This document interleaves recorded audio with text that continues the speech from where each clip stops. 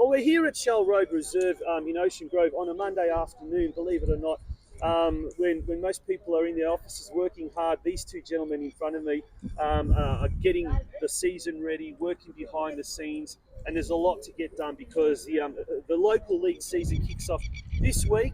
And we've got Mike McKINSTRY, the chair of the Geelong Region Football Committee, and we've also got Simon Wrench, who's the Regional Development Coordinator at Football Victoria. Gentlemen, first of all, thank you for coming on the Geelong Region Soccer Show. Welcome, Tonchi. Mike, first of all, over to you. Tell us a little bit about the GRFC and what its purpose is for those that are uninitiated. Yeah, sure. Well, look, the GRFC has been in existence for many years. It used to be the Geelong Regional Football Association, so it was standalone relative to Football Victoria. But about 12 years or so ago, there was a bylaw passed, and in fact, the GRFC is a committee that's affiliated with Football Victoria. So I guess what we try and do is coordinate things with all the presidents of the clubs, the representatives of all the clubs, the 20 plus clubs locally. And a lot of it is also advocacy and strategy. And we work very hand in glove with Football Victoria. And really, I guess what we're trying to do is really grow the game locally, not only in terms of its participation, but also in terms of its quality. And particularly for young kids, we really want to make playing football a quality experience. Now, you deal not only with Football Victoria, you deal with various tiers of government as well, particularly local council as well. And we've seen, particularly in the last maybe 5 or 6 years, a lot of investment has been put into club rooms. I was out at FC Leopold just moments earlier, and you know, it's incredible what that's happened. We've seen what's happening at Bell Park Sports Club as well. But it's an ongoing thing, isn't it? As the game's growing, so too is the the intensity of negotiations required, etc. How does that developing? Well, look, I mean, the clubs have historically, if you like, represented themselves as they can and should. And they've done a great job through talking to local government politicians to get support for their individual club. And 10 out of 10, and the examples you've just quoted are fantastic. I guess in recent years, the GRFC is becoming a bit more proactive, I guess. Rather than just leave it to the clubs where appropriate, we're stepping in and backing up that communication with, for example, City of Greater Geelong and the other 5 local government associations to really focus them in supporting investment ongoing for the region. Not just the individual clubs, which they can keep doing, but also, for example, at some point in time, we really want to get a regional facility. I was up last year at the Country Championships in Ballarat, sitting there in their fantastic regional facility. Here we are, Geelong, we're almost twice the size of that, and we don't have a regional facility. So I think what you're saying, Tonchi, the grassroots is really where it happens. Each of the individual clubs needs support, and good on them. But also I think there's a need for a focus on the regions. And I guess recently GRFC in the last few years we're becoming a bit more, I guess, proactive and a bit more strategic. So although we're here at Surfside Waves, there is a plan for Surfside Waves to move. Simon and I personally have been involved directly with the council in assisting Craig and the Surfside Wave team to try and ensure they've got adequate investment for the future. So we are becoming more active and more proactive. And we've also launched a G21 strategy, as it's called, that's now been adopted by all the councils. So it's all beginning to come together. Excellent. We've also got Simon Wrench here. Simon, you've been appointed the Regional Development Coordinator for this area, and in fact the wider area of Geelong. First of all, Simon, thank you for coming on the Geelong Region Soccer Show podcast. But tell us about your role and also a little bit about your background, because you've been heavily involved in grassroots football in the past. Yeah, being local, it's been an interesting journey for myself. But in response to all the challenges and the incredible growth we're seeing in the region and the needs of the clubs and the work we can do to support the facility development, the growth of the game, the pathways for the juniors and seniors, and working hand in glove with Mike, Football Victoria created a role where it was mostly, my role now is around advocacy, strategy and direction, working hand in glove with the clubs. So it's very much clubs focused. It's like working with the clubs, working with the committees, working with the coaches, working with their desires and strategic plans for the future. For me, it's been an interesting journey because I was a president of a club for nearly 7 years. I've been a player, I've been a coach.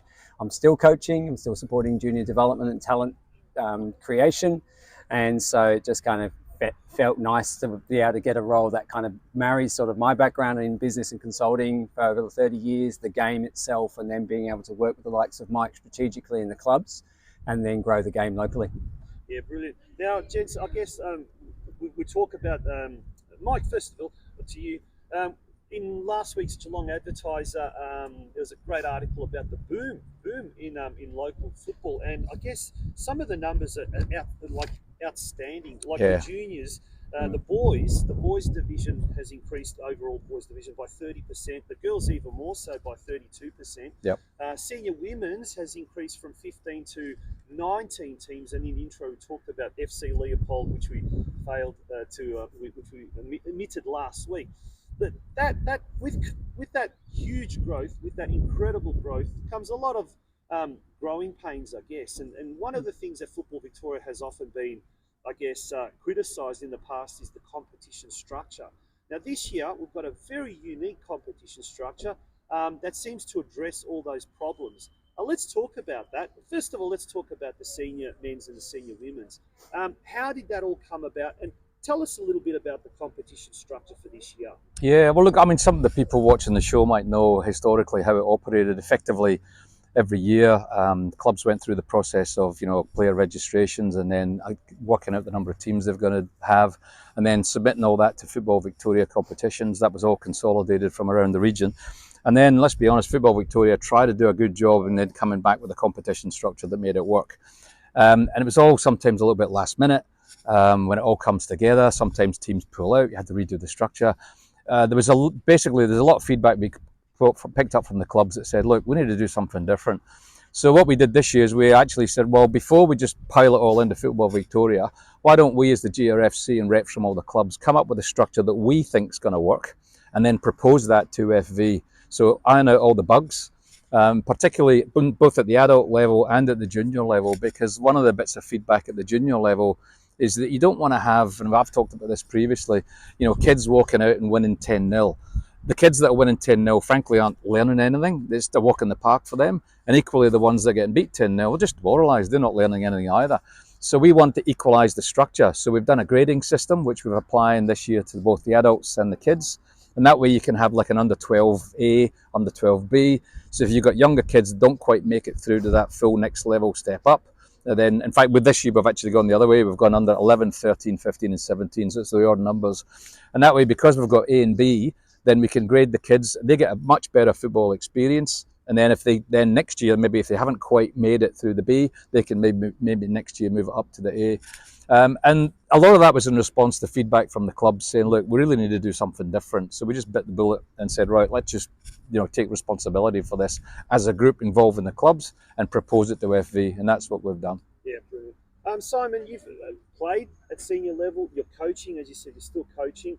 You've been a club president at Barnhead's soccer club in the past as well. And now you're an administrator, football administrator. So you're very probably the perfect person to comment on this. What's your take on the senior men's and the senior women's adopting, well, let's call it a World Cup style format in the grading phase? And then, first of all, let's talk about that.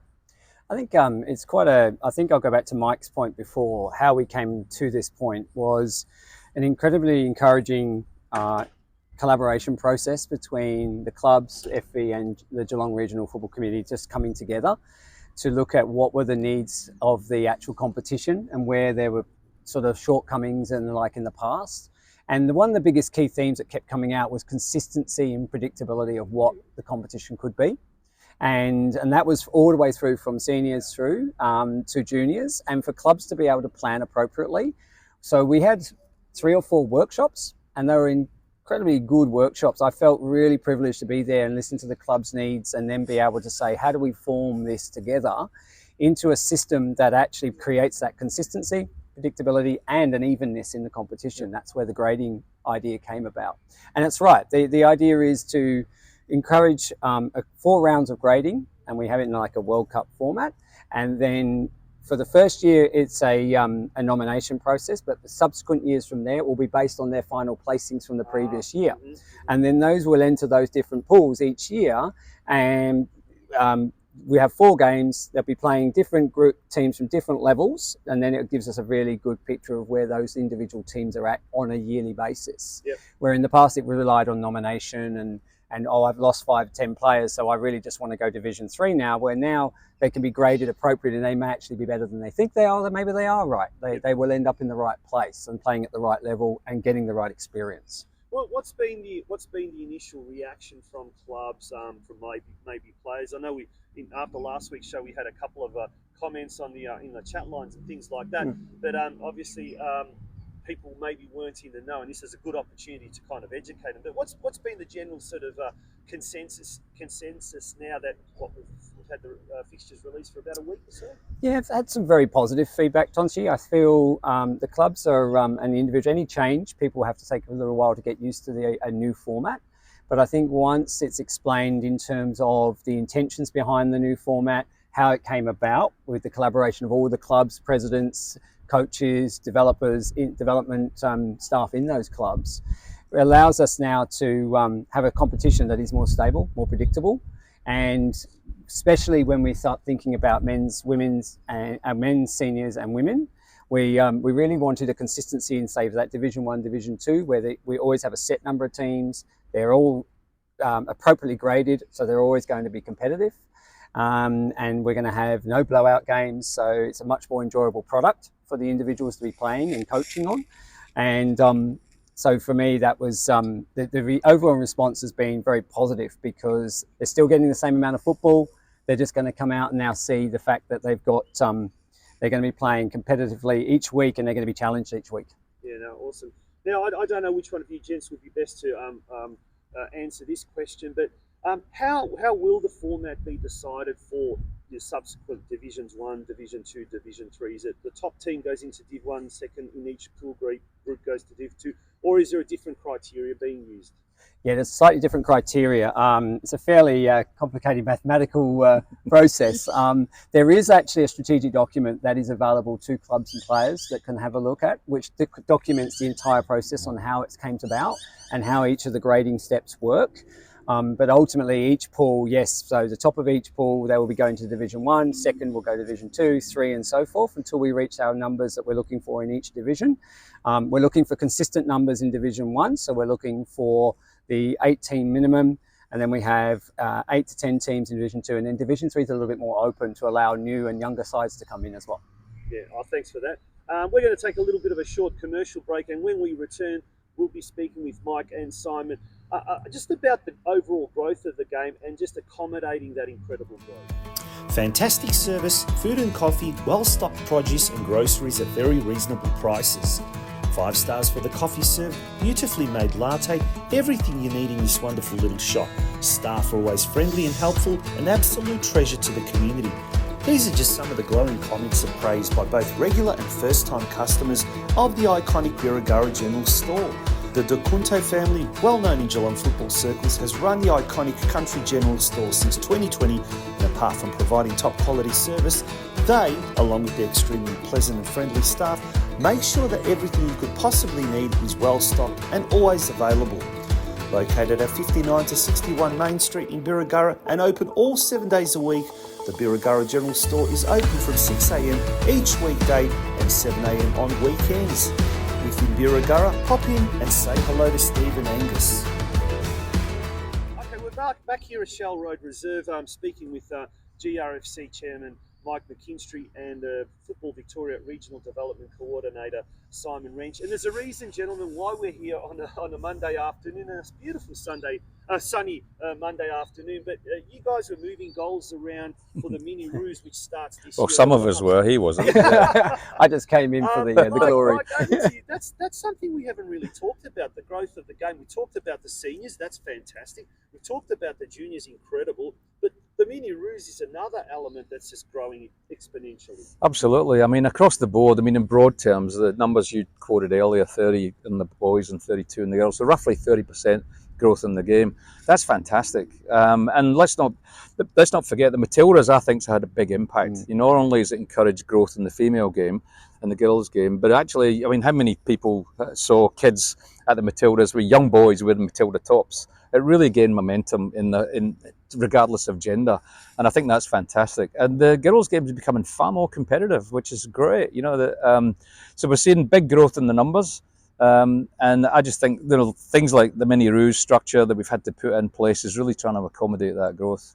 And the reason why I'm doing goals this morning, we've just been carting them all around and assembling them, is we're trying to take the burden off the clubs to make it easy, where we've got the hub system where it goes from one hub over 2 weeks in a row and then it goes to another one. And that way it's like a little mini competition. And part of the logic for that was to make it a bit of a vibrant environment for families to come along and really enjoy. But the other thing, to be honest with you, was part of the design was to allow the clubs to then get a bit of income. So they can open up and sell pies, chips, whatever, and they'll have much more income coming in rather than normal home and away structure. So there's been a lot of thought going on. We reintroduced it last year. There was a few bugs that we ironed out. And we're putting it back in place this year. But overwhelmingly, the feedback we've had from families is very, very positive. Right. Now, Simon, I guess back in the day when you were president of Barwonhead Soccer Club, the mini Roos hubs, they were all encompassing. So they had the under 7s, the under 9s, under 11s, all under one spot. It was a big gala, but slowly it became too big. The under 11s started breaking off. And now we've got to a stage where it's just absolutely massive, and we just don't have the manpower, we don't have the facilities to accommodate it all. How's Football Victoria and GRFC and the clubs themselves, how are they preparing for this explosion of growth? Yeah, great question, Tonchi. I think, to reiterate Mike's point about the Matildas effect, I think that's had an incredible effect on our mini Roos in all family demographics. Part of my role is also looking at equity to ensure that we are equalising the game and that accessibility and fair access is given to all genders and socioeconomic individuals. So that's really important. But from a perspective of growth, it's quite outstanding. We had a few challenges this year where different to previous years, where the growth has been so substantial that we are now having to look at different solutions. And one solution we've come up with this year, where as a working committee, which was great because the collaboration has been incredibly consistent between us. It's not just one party making a decision over another. We've actually worked very closely as two areas of Football Victoria and the Geelong Regional Football Committee and clubs to gather feedback. And we had a working committee that then decided for the southern region, we had to divide the under 7 hubs and the under 9 hubs. So we're having 2 host clubs each week, or each for every 2 weeks now. So, but one consideration was we looked at all the pros and cons. There's invariably the issue where families have one child playing 7s and one playing 9s. It does open up the opportunity, of course, for a under 7s child who's actually capable physically and able skill-wise to join maybe their sibling in the under 9s. But if that's not the case, what we've managed to do, and we've sat down with our Football Victoria competitions team, and we spent a lot of time working out proximity. So, for example, we have Surfside Waves hosting the first under 9s hub this weekend, and there's some co-hosts are Barwonheads. So we kind of keep that proximity, and that's in the planning. Yeah, literally just the bridge separating the two townships. Yeah, maybe to add to that, Tonchi, I think the other thing is if you kept it all in the one location, we've heard feedback from families that they've obviously got lives to live with the kids, but they want to try and finish it traditionally by 1 o'clock. If we kept all the hubs and all the age groups in one area, it's probably going to run through till about 3. That has an impact on families going, hang on a minute, we've been here forever. And then the other thing is we then start to domino into the other competitions, including the seniors that start to play at that time. So we took that into account and said we're going to have to compromise somewhere because the growth in the game is going to give us a little bit of growing pains. Yeah. But let's be sensible in the way that we plan it so that from a family's point of view, that they're within Cooey to drive between Barwonheads and Ocean Grove, for example. Yeah. Right. Now, Simon, I guess when we talked about the growth of the junior numbers and 30% basically increase in both boys and girls, now this is astounding. This is not taking into account that there's a numerous amount of local clubs that are entering teams in the Metro competition. Yeah, Surfside Waves, Surf Coast, Geelong Rangers, and these are just teams outside Parai, I think, just teams outside of the NPL system. So there's a big growth overall. So the 30% might even be higher than that. Is this reflective of the situation across Victoria, or is Geelong quite a unique growth area? I think it's fairly reflective, Tonchi, across the entire state at the moment. I don't have all the final numbers, but for talking to my colleagues who do similar roles in different regions, regional growth is phenomenal right now, and especially in the girls' game. It really is driving a lot of change. But yeah, it's very much reflective. There is a high demand for different levels of competition, different opportunities and different formats. So we're also seeing a lot of growth in different formats as well. So your your football sevens, your 5v5s, your 3v3s, your go soccer mums. So we've got a lot of social football being happening as well that doesn't get counted into some of those numbers either.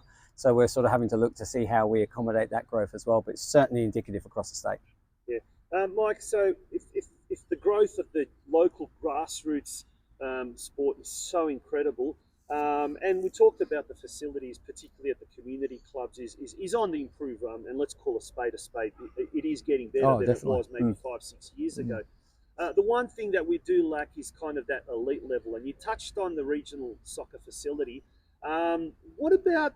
I mean, we've noticed a lot of, I guess, private academies that are kind of starting to take things at another level. Which is we've got Curva Coaching, which is one of the show's sponsors. We've got Football Stars Australia. We've got a couple involved, I think, up at Geelong Rangers as well, which is really good, and it's probably filling a gap as far as that elite development. But at the end of the day, it comes back down to facilities, and we've got a great facility at the Leisure Time Centre, but it just seems to be not enough. In that area of elite facility development or facilities, where are we at with regards to the idea of a regional or a sub-regional facility? Yeah, well, it's not. You might know it's not new news. It's been talked about for quite some time. And certainly, I mentioned about the G21 strategy that we did, and we published that to all local governments, and they've now actually put it to each of their council meetings, and they've adopted it / noted it, whatever the terminology is. So they're aware of the strategy, and contained within that strategy is the opportunity for a regional facility. And there's been a lot of discussion. For example, City Greater Geelong have had it on the agenda for a while. So what their strategy is reinforcing the need for that. The way I sort of view it, I guess, though, is for me, a regional facility is kind of like, a cherry on the cake or icing on the cake. For me, there's not a lot of point in having a bright, shiny facility if all the local facilities are rubbish. So the actual grassroots is, in some ways, where it's important. Bake the cake first and then decorate it with icing. And that's why it's great that, there've been investment. You mentioned examples, Bell Park, etc. Surfside are going to get some investment coming up now as well. I think that's where the action is. However, when you get to a position of the growth that we're at, we need regional facilities so we can run competitions and stuff like that. The country championships we hosted a couple of years ago, it would be lovely to host that in one location and be a showcase for people to come from other parts of regional Victoria and go, gee, Geelong are really kicking it along there. Whereas at the moment we're actually coming from behind. Some of the other regional areas are actually ahead of us in that regard.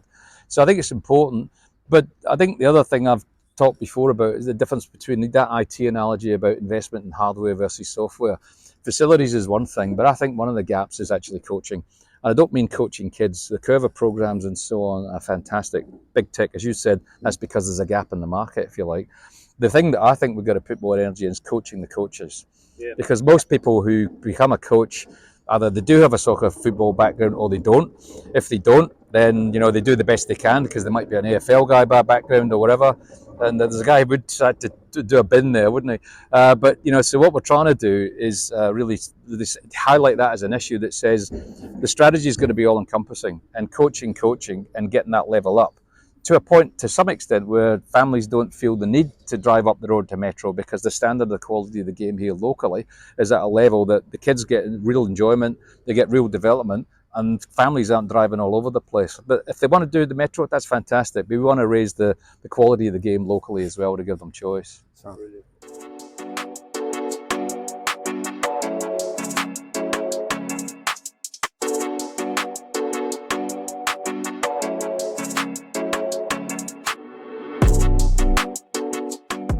Simon, now over to you. And I guess one of the things is that you deal a lot with the club capacities or the capacity of the clubs.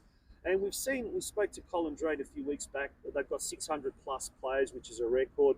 We spoke to Tim Santalucia on one of our first episodes where they've got record numbers as well. And all throughout the region, the clubs are just bursting at the seams. And at the moment, it seems to me that either the clubs just can't grow anymore, or if they are going to grow, they need to start really kind of becoming almost like super clubs. Now, last week we heard about Horsham SC. They're a new club that have been admitted into the Southwestern Victorian Association down in Warrnambool. That's correct. Which is kind of your jurisdiction area. What's your take on it? Are there other clubs at the moment at bursting point, or can we invest in those clubs to make them even bigger, i.e. super clubs, or do we need new clubs in the region? Tonchi, it's a great question, and as we said before, it's not a bad problem to have. It means the game's thriving. However, I think the answer is all of the above. I think we need to consider all aspects to where clubs' current facilities, pitch availability, concurrency times, how much usage they can get onto those pitches. Then we're talking about volunteers and coaches. Do they have the capacity to have enough coaches and volunteers to run those clubs and deal with that expansion of players? I think from my investigations and conversations with clubs, there's certainly a number of clubs at capacity, and it's often due to those three factors, which is just not enough time and space to house training sessions and games, not enough coaches just to keep up with the demand of the amount of teams.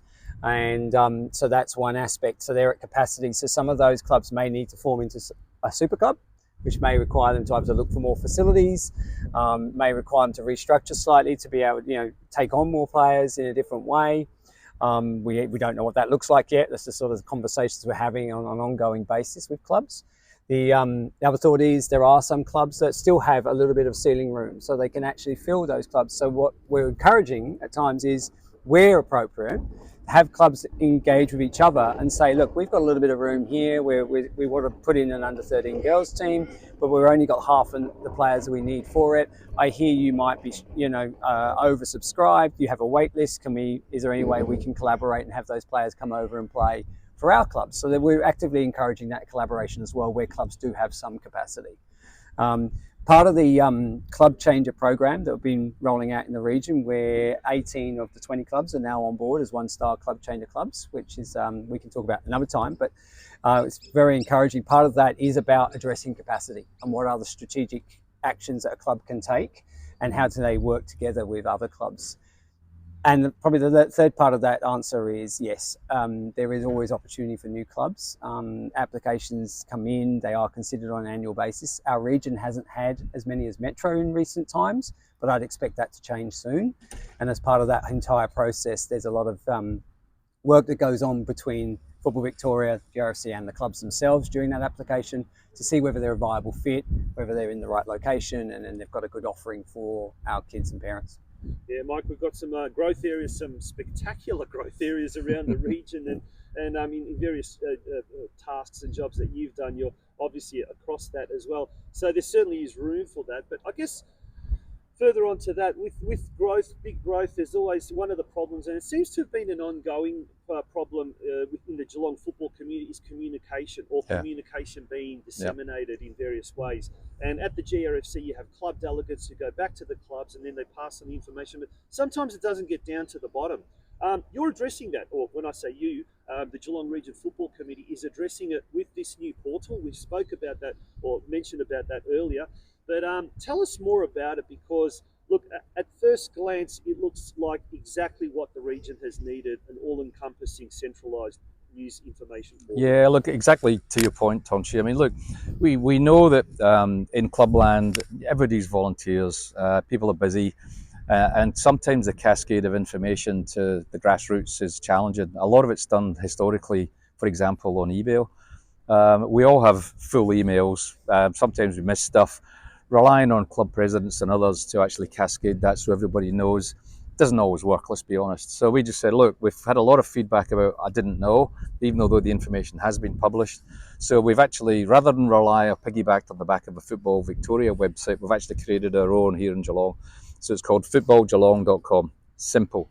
You go there, it's a portal, it will actually have everything in there, and it will shoot you off by links through to FV, for example. So we're not recreating things, we're actually using it as a bit of a clearinghouse. So people say, I don't know where to go, jump in there, footballgeelong.com.